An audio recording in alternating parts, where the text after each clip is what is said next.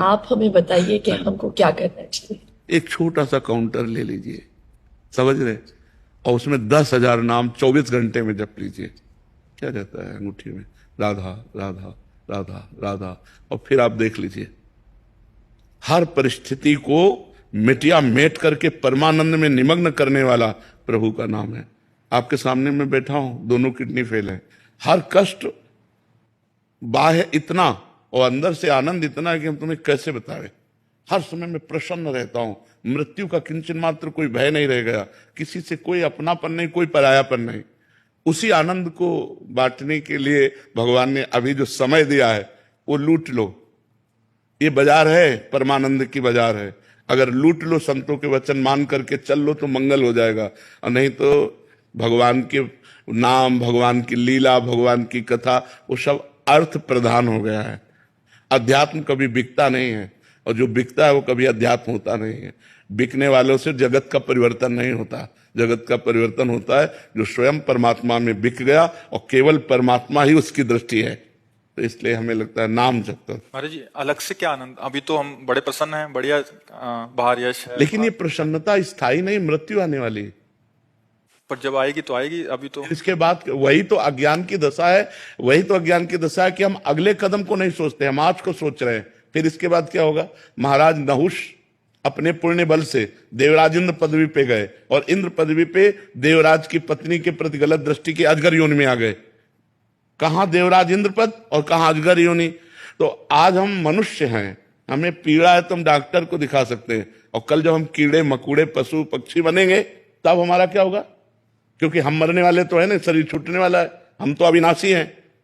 जो मेरा स्वरूप है वो अविनाशी है, शरीर परिवर्तनशील है। तो हमको ऐसी पुण्य, तप, नाम जप, तीर्थ याटन इतना कर लेना चाहिए कि हमारा अगला जन्म फिर मनुष्य का हो, और फिर मैं अपने भारत देश की, विश्व की सेवा करूं और मंगल में कीर्ति को प्राप्त हूं। सुअर कुत्ता तो न बन जा। हमारी अगर चूक हो गई तो हम निकल जाएंगे ना नीचे की योनियों में। हम आज इतना उत्साहित ना हो आज के व्यवस्था में, क्योंकि कल की वो व्यवस्था आने वाली है जिसका हम निवारण नहीं कर सकते, और हम लोग उसी को सूचना देने के लिए बैठे। ये कोई किसी को कहेगा, हम तो कहते हैं एक बात सुन लो, मरोगे, तुम्हें याद है?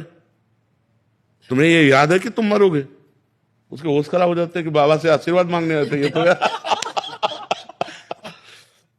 ये एक ऐसा शब्द है जो झकझोर के रख देगा आपको, और कब मरना है इसका कोई पता नहीं। अभी हम आपसे बोल रहे हैं, हो सकता है अगला सेकंड हम बोल ना पाए।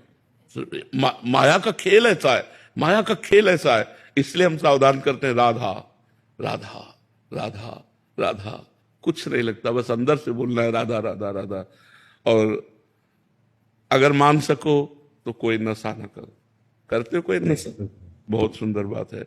और एक मैं कहना चाहता हूँ प्रेमानंद जी का, मैं पिछले 2 साल से आपको फॉलो कर रहा हूँ, और सोशल मीडिया पे तो चाहे, और जो मतलब मैं जब आ रहा था यहाँ पे सोचा था कि मैं क्या पूछूं, सब एक सवाल पूछते हैं, कुछ पूछना चाहिए। तो जो भी सवाल मेरे मन में आ रहा था, अगले दिन उसका आंसर मिल रहा था आप ही के थ्रू इंस्टाग्राम पे। तो आज का यूथ और जनरेशन सब आपको फॉलो कर रहा है, और आपके जो आप ज्ञान देते हो इतने हेल्पफुल है आने वाली पीढ़ियों के लिए। तो मेरे पास कोई सवाल नहीं है, बस मैं इतना कहना चाहता हूँ कि मैं जानता हूँ पिछले 10-20 साल से किडनी फेल के साथ चल रहे हो। जी। मैं आज कहना चाहता हूँ कि कभी मैं आपके काम आ सकता हूँ, तो आज एक किडनी मेरी आपके नाम। नहीं नहीं नहीं नहीं, तुम स्वस्थ रहो, सुखी रहो, प्रसन्न रहो।